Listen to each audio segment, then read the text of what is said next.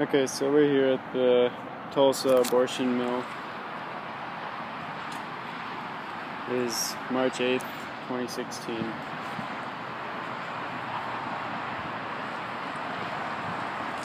see a gay rights activist, atheist, baby on board. Sad. Isaiah 49:5 says, "And now says the Lord, who formed me from the womb to be his servant." And just 10 verses later it says, "Can a woman forget her nursing child, or lack compassion for the child of her womb? Even if those forget, yet I will not forget you." My friends, please know that there is a better way in the name of Jesus Christ. Please choose life for your child today. God loves you and your child, and He wants you to choose life for your children. There is a better way for your children. You can choose life. You don't have to give in to the lies of this world and kill your children. Psalm 127, 3 verse 6. 3 to 6 say, Sons are indeed a heritage from the Lord, children a reward. Like arrows in the hand of a warrior are the sons born in one's youth. Happy is the man who has filled his anger with them, filled his quiver with them. Such men will never be put to shame when they speak with their enemies at the city gate. My friends, there is hope in the name of Jesus Christ.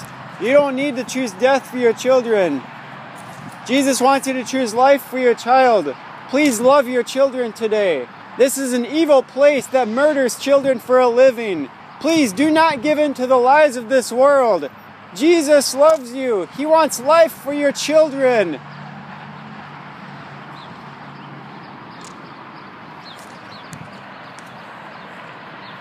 Ezekiel 16, 20 to 21 say, You took your sons and daughters whom you bore to me and sacrificed them. You slaughtered my children.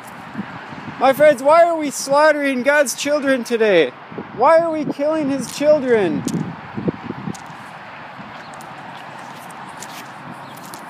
It is time we turn away from the evils of this world.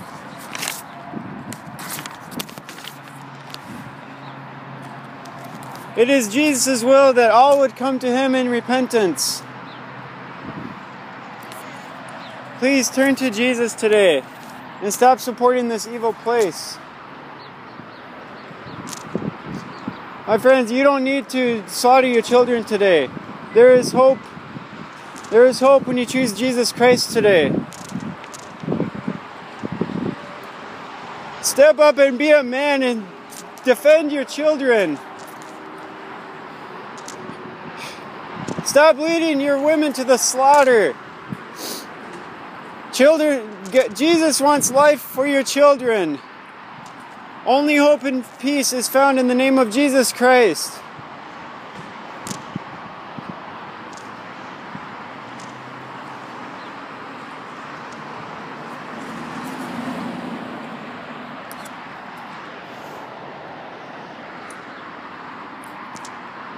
How can the right to murder another human being be a human right?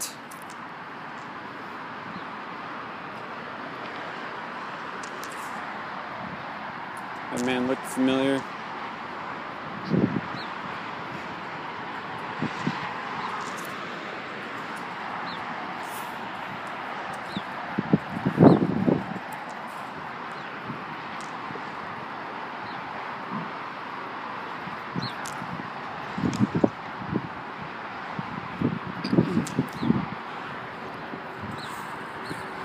My friends, do you know how much God loves us today? We hear about God's love all throughout the Bible.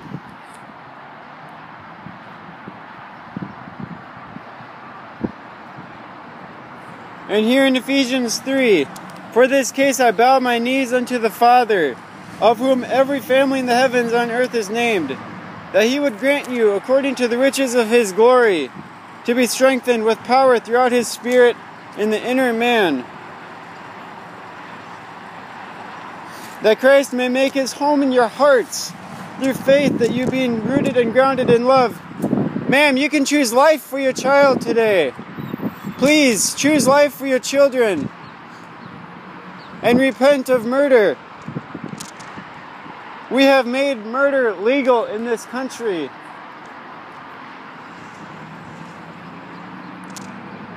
Yeah, drive-by abortion. There you go. Just drop off your wife and pick her up after.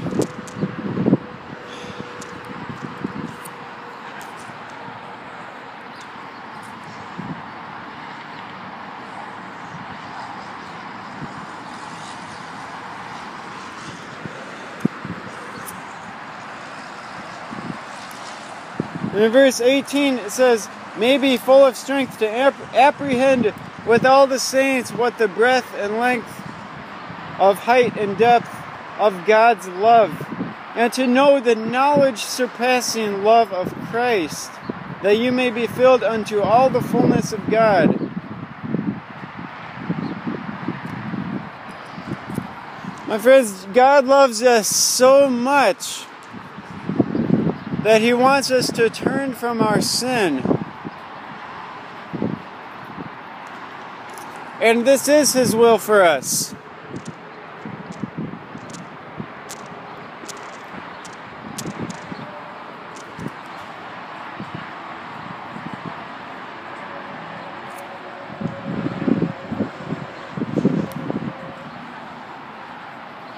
John 3:16 says, "For God so loved the world that He gave His only begotten Son, that everyone who believes into Him would not perish, but would have eternal life."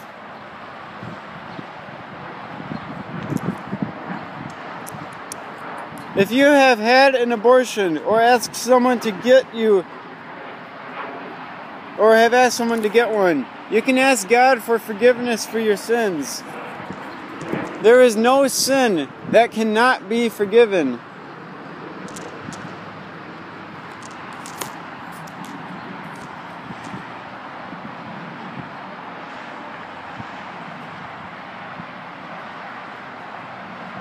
Psalm 139:13 says, "For it was you who created my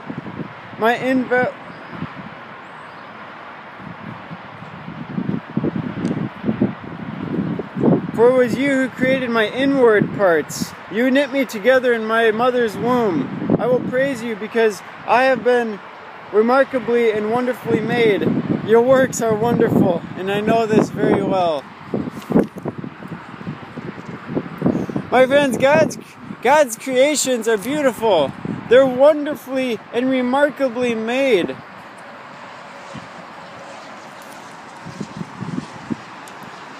Only God has the power to give and take away life.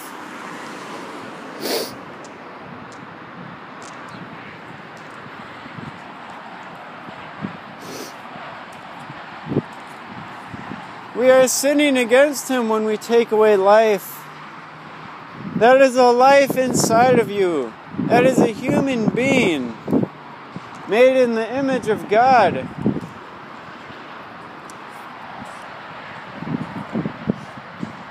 And may I remind you of Psalm 6:16-17. God hates the hands that shed innocent blood.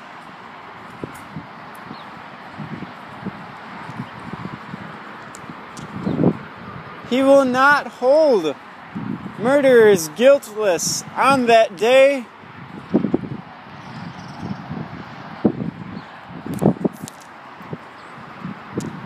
Jesus Christ desires all to come to repentance in Him.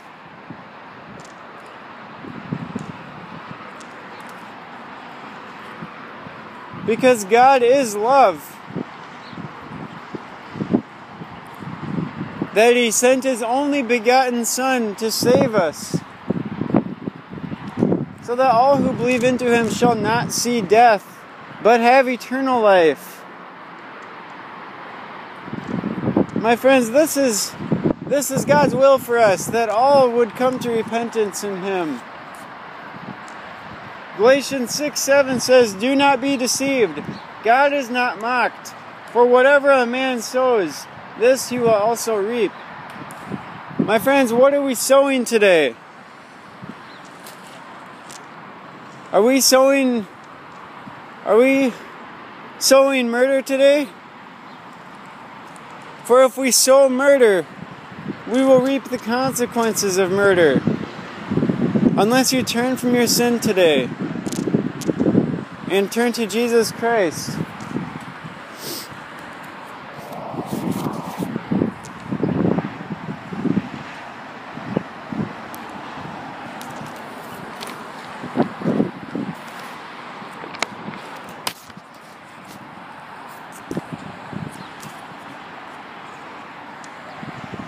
John chapter 3 verse 20 says, "For everyone who practices evil hates the light and does not come to the light, lest his works be reproved." Ephesians 5:11 says, "Have nothing to do with the fruitless deeds of the darkness, but rather expose them." My friends, do we really desire our deeds to continue to be in the darkness, to be hidden from the outside world?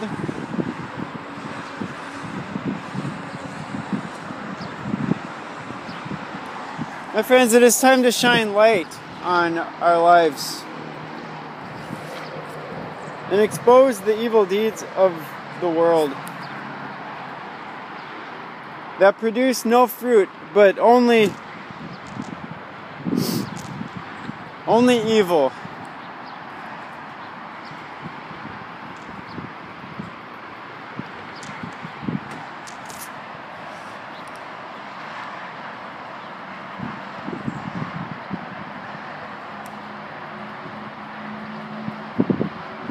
Psalm 139 verse 23 to 24 says, "Search me, God, and know my heart.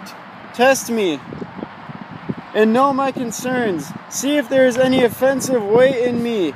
Lead me in the everlasting way." My friends, this is one of the best prayers that we can pray.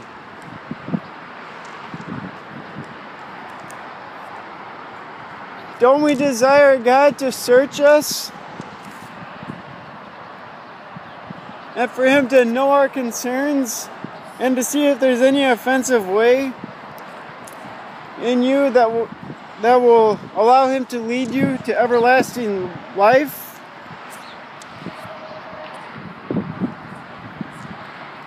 Do we not want everlasting life, my friends? Everlasting life is so much greater than whatever sin you are committing today.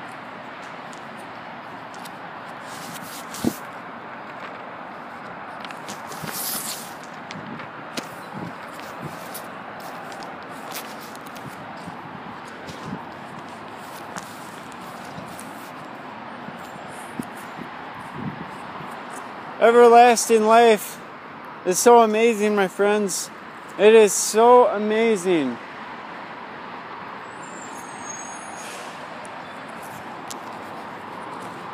Do not be deceived into thinking that your sin will give you life and peace.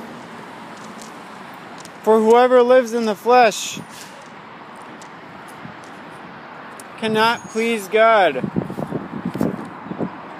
If you live in the flesh, you cannot please God.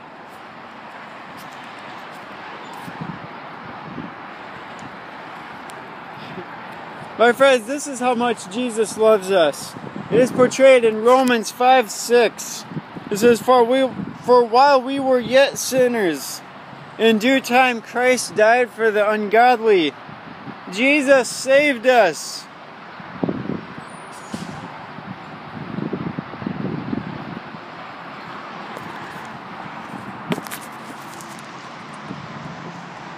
That just doesn't happen.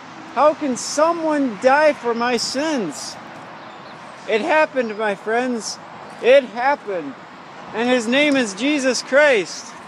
And He is God's only begotten Son, that whosoever believe into Him shall have eternal life.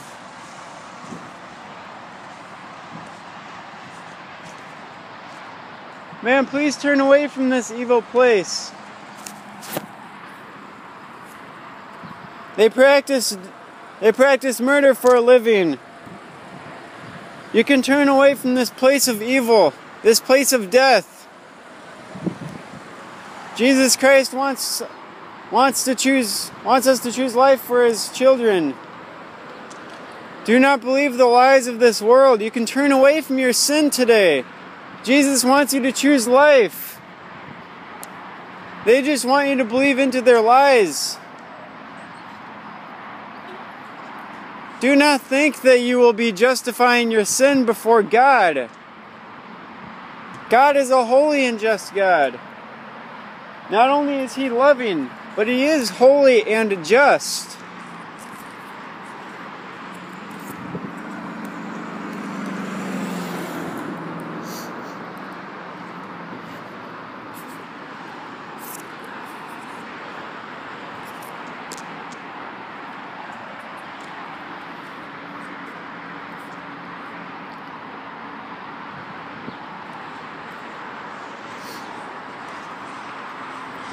Do some of us that are justifying our sin today,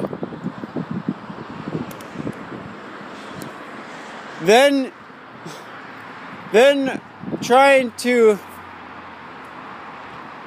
punish others for their wrongdoing?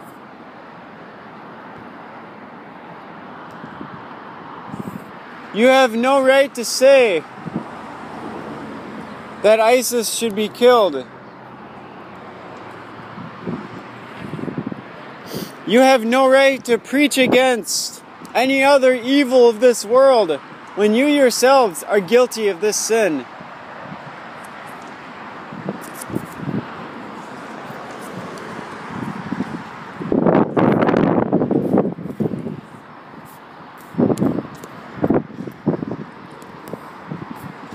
Jesus Christ is angry with the wicked every day.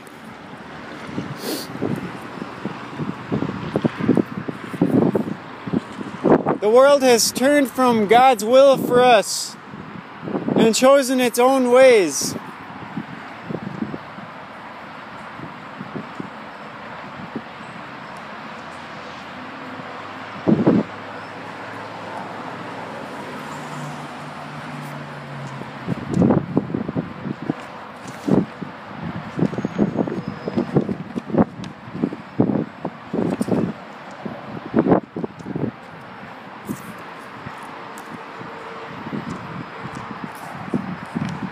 My friends, Jesus Christ wants us to choose life for our children.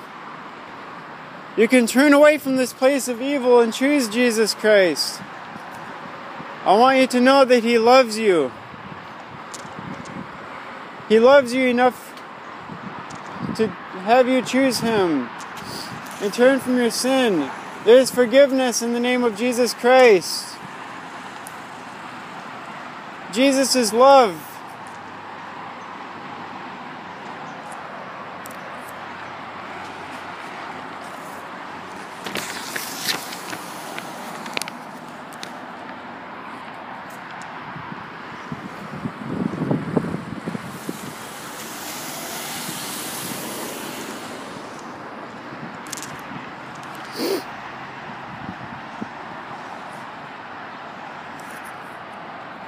For God so loved the world that He gave His only begotten Son, that all who believe into Him shall not perish but have eternal life.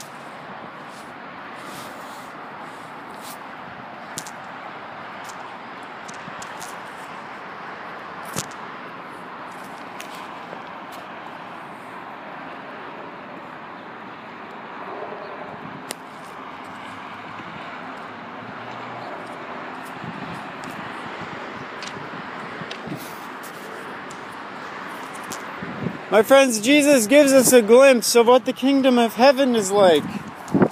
In Matthew chapter 20 it says, "For the kingdom of heaven is like a landowner who went out early in the morning to hire workers for his vineyard. After agreeing with the workers on 1 denarius for the day, he sent them into his vineyard. When he sent about 9 in the morning, he saw others standing in the marketplace doing nothing. To those men he said, "You also go to my vineyard, and I'll give you whatever is right." So off they went. About noon and 3, he went out again and did the same thing. Then about 5, he went and found others standing around, and said to them, "Why have you been standing here all day doing nothing?"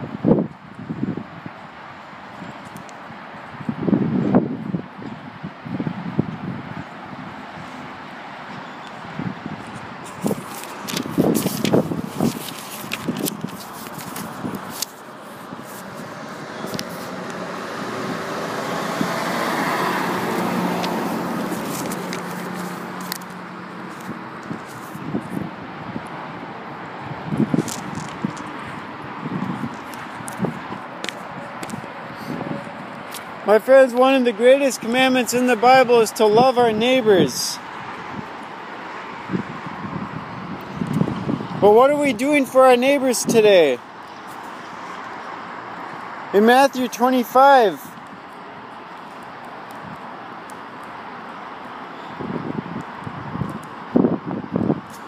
in Matthew 25:41, it says, "Then you will also say to those on the left, 'Depart from me, you who are cursed, into the eternal fire prepared for the devil and his angels. For I was hungry, and you gave me nothing to eat. I was thirsty, and you gave me nothing to drink. I was a stranger, and you didn't take me in. I was naked, and you didn't clothe me. Sick and in prison, and you didn't take care of me.' Then they will answer, 'Lord, when did we see you hungry or thirsty, or a stranger, or without clothes, or sick, or in prison, and did not help you?' Then you will say to them, 'I assure you, whatever you did not do for one of the least of these, you did not do it for me.'" My friends, when we fail to care for our children, we are failing to care for Jesus. And like it says here in Matthew chapter 25, this is worthy of condemnation. For if we have Jesus' love in us, then we will love our neighbor.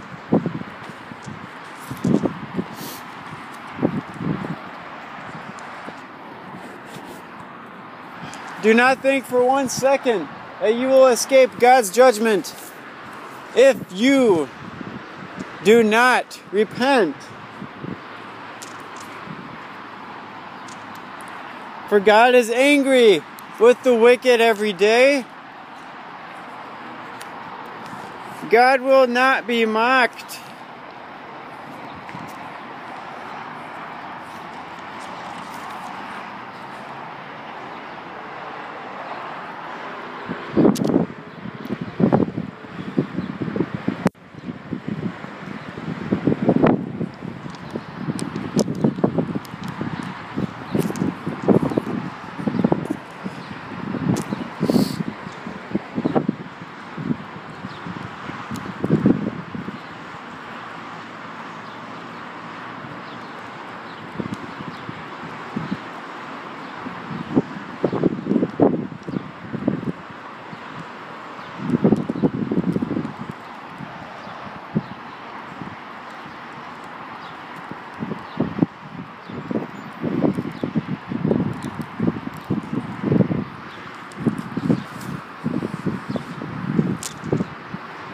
My friends, you can choose life for your unborn children. Do not believe the lies of this world, but hold fast to the promises of Jesus. Jesus will give you everlasting life and mercy. Why are you choosing to destroy your child's sibling? When that child grows up, they will wonder what happened to their sibling. And what will you tell them? Will you tell them that we murdered your brother or sister?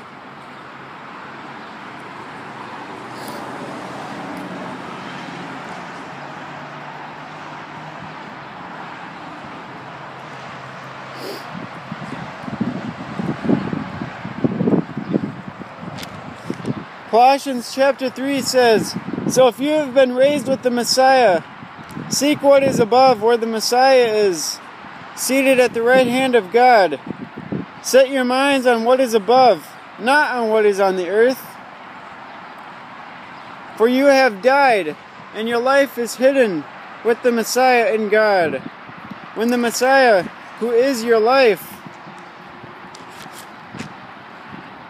is revealed, then you also will be revealed with him in glory. Therefore, put to death what belongs to your worldly nature: sexual immorality, impurity, lust, evil, desire, and greed, which is idolatry. Because of these, God's wrath comes on the disobedient. And you once walked in these things when you were living in them. But now you must put away all of the following: anger, wrath, malice, slander, and filthy language from your mouth.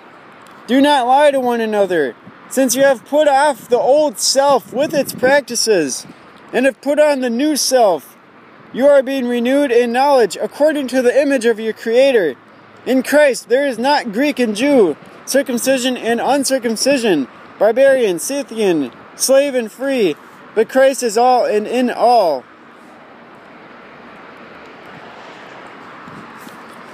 My friends, do we still have the old self on? Colossians chapter 3 says to put the old self away and put to death these things that belong to the worldly nature.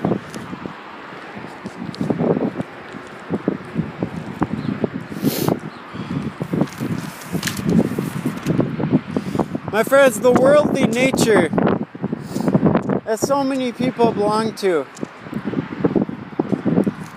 it brings death.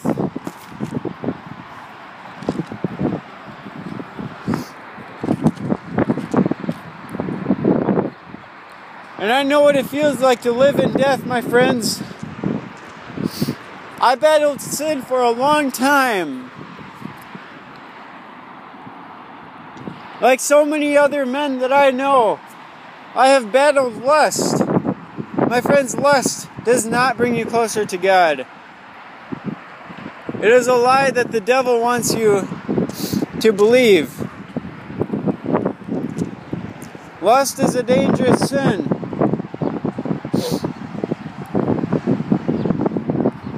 As is murder.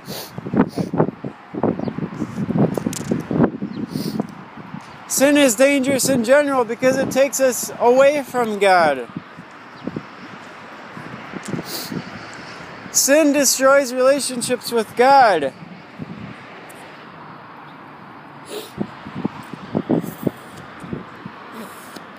For if you knew and loved God, you would not support sin like the atrocities that happen here every day.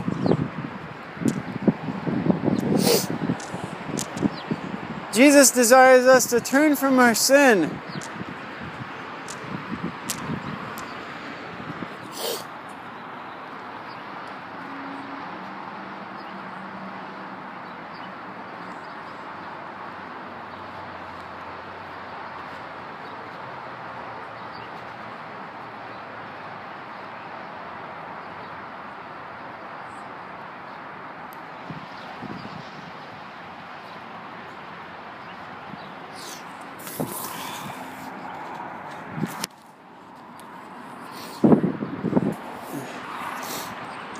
I want to share with you again that Jesus gives us time to repent of our sin.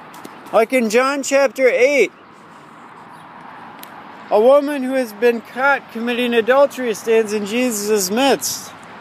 And Jesus stood up and said to her, "Woman, where are they? Has no one condemned you?" And she said, "No one, Lord." And Jesus said, "Neither do I condemn you. Go and sin no more."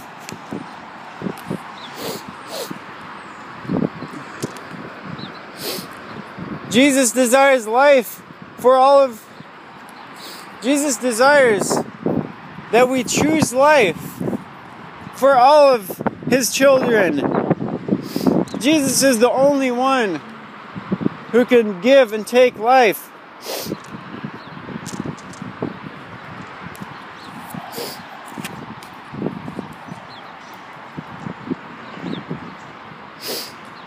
Do not simply believe that going to church will save you from your sins. Ma'am, if Church on the Move supports abortion, it is a false church. Do you not believe that attending church will save you from your sin?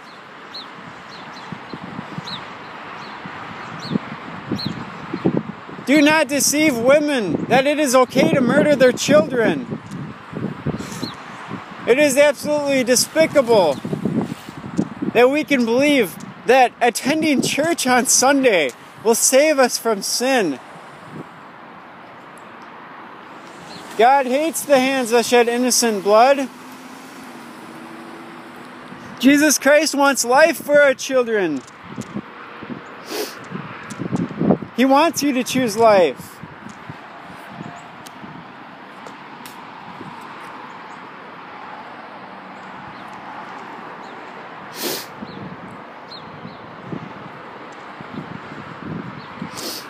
If it were God's will for your child to die, then that would be His will. But we cannot make that decision ourselves.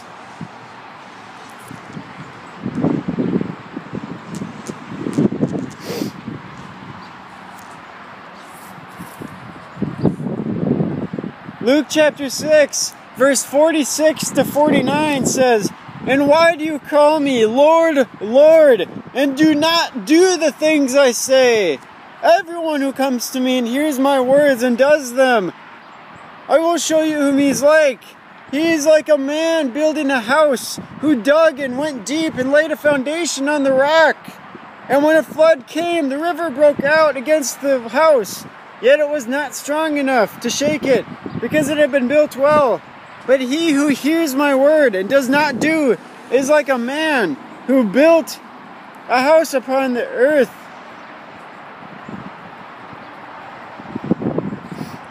without a foundation. And when a river broke out, it immediately collapsed, and the crash of that house was great." What is our foundation built on, my friends? What is our foundation built on? And what will we reap when that foundation reaches hardship? What will happen to that foundation when a river crashes against it?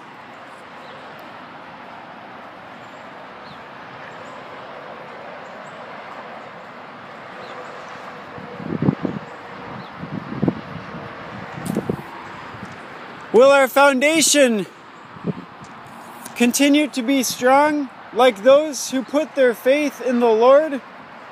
Or will it collapse like a house that has not been built on a strong foundation?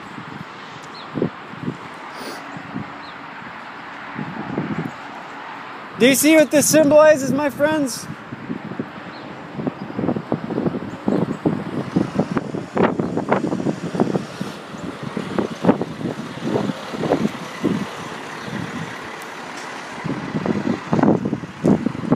Relying on the things of this world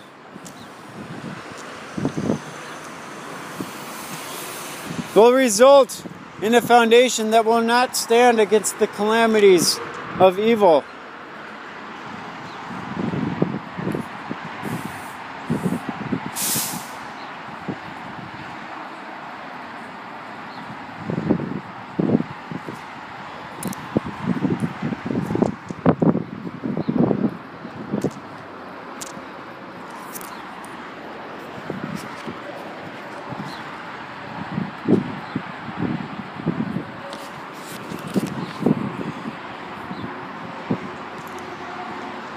In Luke chapter 13, verses 2 to 3, Jesus answered, "Do you think that these Galileans were worse sinners than all the other Galileans because they suffered this way? I tell you, no. But unless you repent, you too will all perish." This is a strong warning from Jesus that we must repent of our wrongdoing. This short passage also says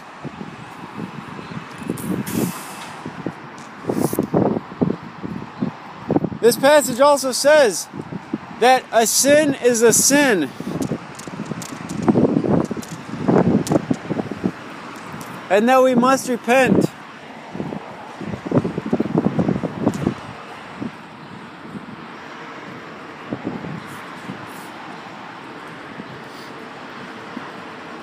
My friends, Jesus is patient with us.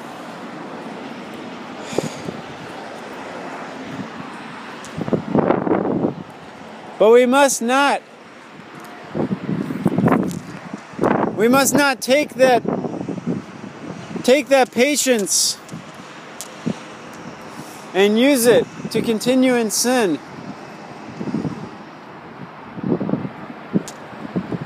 We must not take it for granted.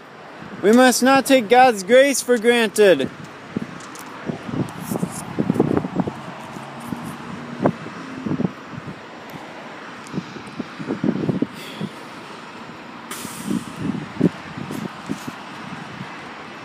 My friends, who are we putting our faith in? Or where are we putting it? Are we putting it in our evil deeds? And destroying our children like medical waste?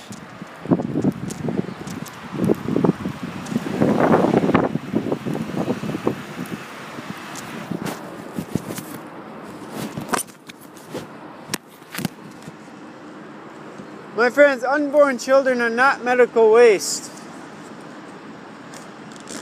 They are image bearers of God.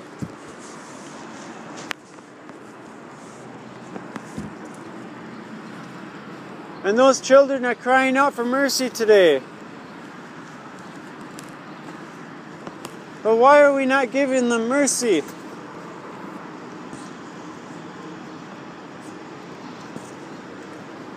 I know one who will be crying out for mercy on that day.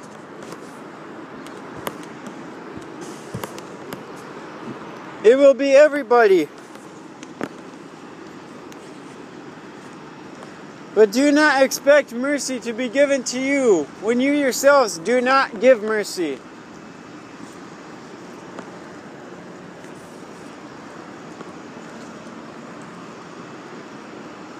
When you support this sinful atrocity, you lose the right.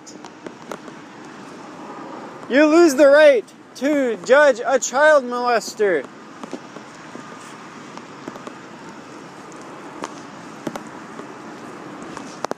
You lose the right to wish punishment among a man who murders a school, people in a school.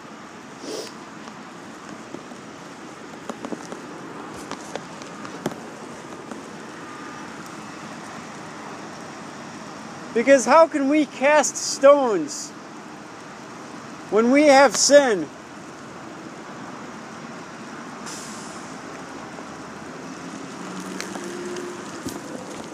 Jesus says, let those who cast the first stone, let those who cast the first stone be without sin.